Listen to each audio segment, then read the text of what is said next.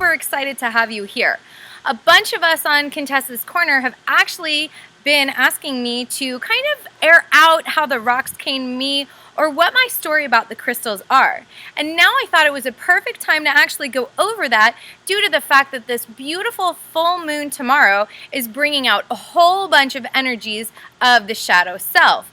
So what better time than to sit back and actually say what got me started with rocks. But first, of course, I always have to use my sage or a smudge. So I'm going to light it up.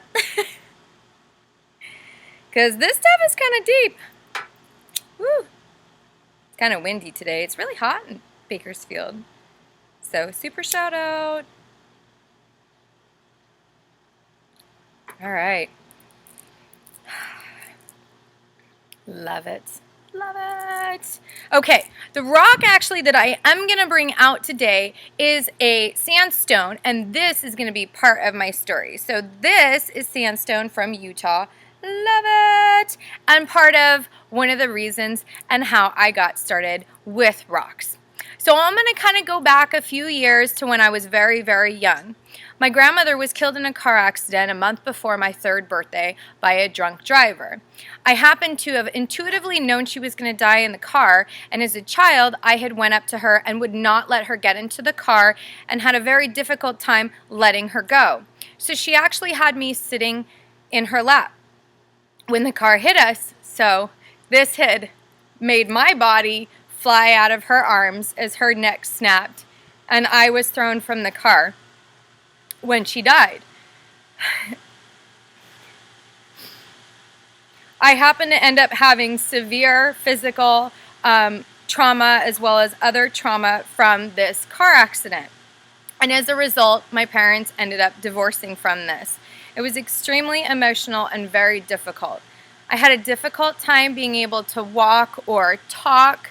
I had to learn absolutely everything all over again and spent many days in hospitals and spending time with doctor visits. As well as that, what was happening is I couldn't really see or be around my father very much. He was definitely away due to being on Indian reservations and making sure he was preserving a lot of the American Indian culture. My mother, on the other hand, was seeing that I was developing my psychic skills or intuitive skills when I was younger and continued to see them still blossoming even though I couldn't reach or meet certain physical ways of healing during this process. So she would have me actually be quiet about things when I would see somebody was pregnant or have a premonition about something that was a dream. So that is what started my shadow self adding the emotional baggage into what I have today. As time went on, I started growing and developing and actually getting a little bit better about healing. But I also was starting to experience a lot of physical as well as sexual and emotional abuse. I started to shut down, and the little person that I was trying to become was becoming overshadowed with self-doubt and no or low self-worth. It was really difficult to go to school and be able to connect with any children. I couldn't read, I couldn't write, and I was being diagnosed with dyslexia. Now, I'm almost 40 years old, so dyslexia back then was definitely not something that we understand today. But basically, it was just a whole bunch of emotional baggage that day after day was being stuffed in, and I was carrying it around. My father ended up getting married to another beautiful, beautiful woman who noticed and sensed my gifts as well as her having hers. She ended up giving me a beautiful crystal so that it would help protect, guide, and give me more intuitive guidance. And I loved it. I could sit with it and I could hear my spirit guide. I could see my totem animal, the fox, and it was absolutely amazing. Now, my mother didn't really like this because she was very Catholic and decided to throw away my rock and so forth. The abuse started getting extremely worse and very, very bad, as well as drinking in the household where I was at. So the emotional levels were really, really staticky a lot of the time. And it was extremely difficult to deal with it, and I didn't want to have my rock. I didn't want to be without my rock, right? Who wants to not be without their rock?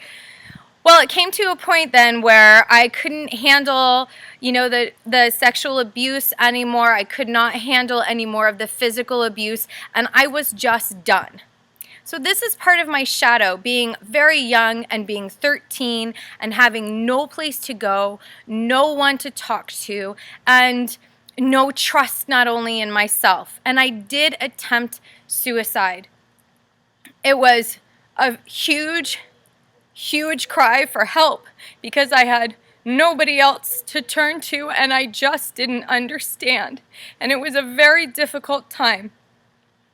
In the hospital, when I explained to them that I was being abused and that I needed help, I was told that I was a liar. And I was sent back to live with my mother. My mother then happened to read an article next to me about powerful 63-day wilderness program. Come check this out. And within 48 hours, I was kidnapped in the middle of the night. I was woken up in my sleep and I was handed a letter. And I was very, very scared and I was extremely and totally frightened to be woken up by these two men who handed me a letter and said, "You need to come with us." If I screamed, I was told that I would have tape placed over my mouth. If I ran, I was told I would be handcuffed and that I would be gagged and that there was no way that I was getting away until I was done with the program. I got in the car with them, showed them where the airport was, and was then taken to the private airspace in a nice private plane, and I was flown to Utah in the middle of the night, and it was scary. It was so scary, and I didn't understand what was going on, but I knew that somehow it was going to help me beyond anything I could experience. When we were on the plane, they asked me if I knew where I was going, and I said, yeah, I'm going to that wilderness program, ha ha ha. And they said, yes, that's exactly where you're going. That I didn't understand or comprehend what it was about yet, but that they were going to break me down of everything that I ever knew. And that I would be, brought back or sent home as a better, more obedient child. And at that time, I didn't understand what it meant to be an obedient child. I just wanted to continue to be a nice, good person and stop having the abuse. So I put on my game face, and I told them how much I loved oatmeal and how much I loved rice, and I was going to make it through. And then I got there, and it was scary. It was so scary. It was no toilets. It was nothing. And all I was given was a tarp, 2 wool blankets, a pair of socks, a seatbelt, and a rope. And out of that, I was told to make a backpack and to get in the car. They blindfolded me, and then they sent me out to the field. Within about an hour of me being absolutely and totally scared, I actually said, "Oh God."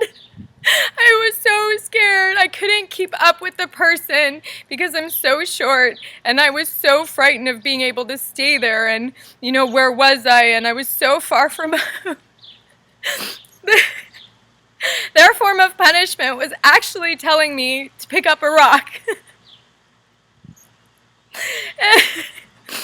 And God has a funny way of having these really humorous things in your life. And so I picked up my rock, and I was told that I couldn't have it more than an arm length away until they said I could lose the rock. I had to keep it with me.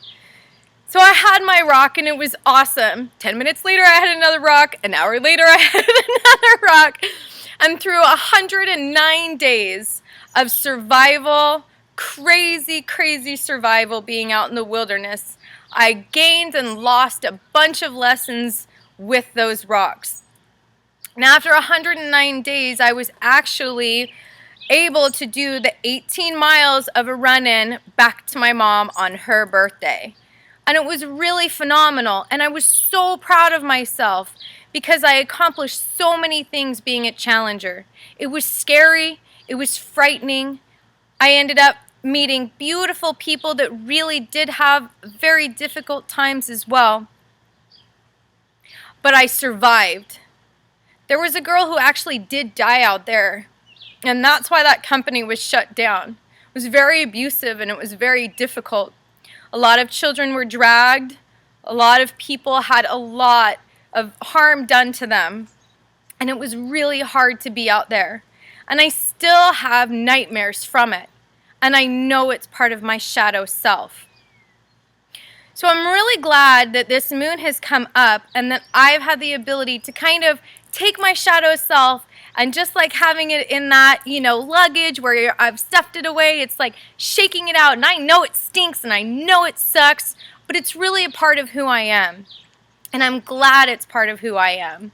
I'm glad that I could share this little bit part of Challenger's Challenge and a little bit of what I've gone through with you today. And I'm so, so glad you guys connect with me and my love of rocks. I couldn't do it without you, and I know that I'm not alone anymore. And that's what I love so much about you guys. I love hearing from you. I love knowing that we expand out better when we have our rocks, and I know that this emotion stuff is awesome. Challenger wasn't the only time that I was out in the wilderness. When that girl died, I actually ended up being sent back again under a different company name, but by the same people. This time it was a little bit different when I went the second time. It was that powerful 63-day wilderness program that I needed to go through. But it was me on my terms, and me understanding the difference of being a teenager and knowing what was right for me and what was different for what the adults saw about me. It gave me strength and guidance, and it added a lot of me understanding what my boundaries were. And so I can't express enough how much wilderness teen programs are extremely difficult, and they're really, really harsh. But there's also a lot of love and guidance in them. If I didn't have them, I wouldn't know how to do a bow drill fire with 2 sticks, or know how to set up a tent when there's a crazy storm coming. I wouldn't know what it was like to actually be truly homeless, but have the best home in the world, which is Mother Earth. It's been an awesome ride, and I know it's been 20 years. Can you believe that? Plus, actually, it's been more than 20 years since I've done it. But it is a huge part of who I am and what my life is about. It's what made me actually even start doing Laughing Fox's Bliss, which is my handmade soap.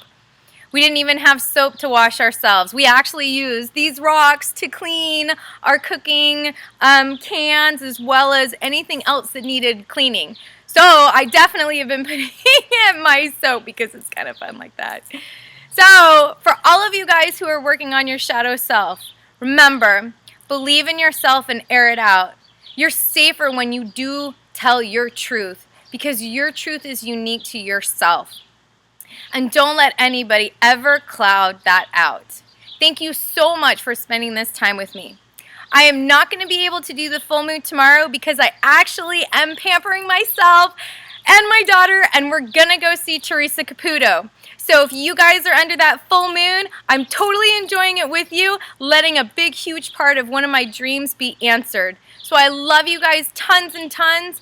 Get your crystals out, breathe out, and just enjoy this cleansing energy of the moon. I know this was a little bit deep today, but the best part about secrets is when they come to light, I don't have to carry them anymore, and neither do you. I love you guys tons and tons. If you have any comments or questions about my wilderness experience or me with rocks or anything else I talked about, please feel free to go ahead and comment down below, and or I have a P.O. box. If you guys like snail mail, I sure love getting it. So please feel free to write me and put it in my P.O. box, and I definitely will be getting back to you. So much love, and find our Facebook group and keep being epic. I love you. Mwah.